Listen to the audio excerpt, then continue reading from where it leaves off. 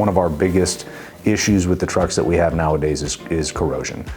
Given the nature of what we do for the public is we drop a corrosive material on the ground, and that in turn gets all over our equipment, and it really reduces the general lifespan of our equipment.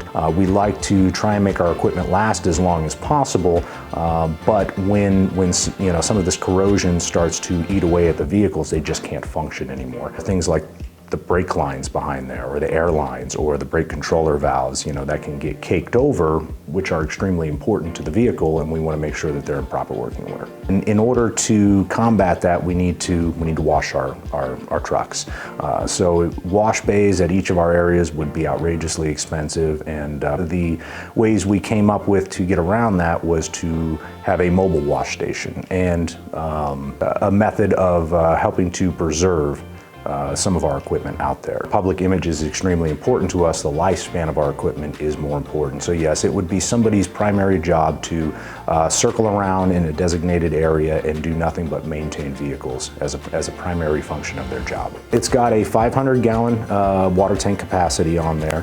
The generator that's on there is a gasoline-powered generator, so there's a 15-gallon tank for gasoline, and there's also a 15-gallon tank for diesel, which is since it's a heated wash trailer, it has a diesel-powered burner on there. It's also got a standalone motor that's on the trailer that can output 3,000 psi at the end of the pressure washer. All of that can be stored on the trailer itself. We also have a 100-foot hose reel, so you don't have to keep constantly moving this thing around. You've got some good reach for it, and all in all, it's great for what we want to use it for. The makeup of it is great, and one of the better things too is this was built locally. So it's not like we outsourced this from either out of state or somewhere else. This was somebody that we collaborated with here in the Spokane community, so that we can, again, help out local businesses as well.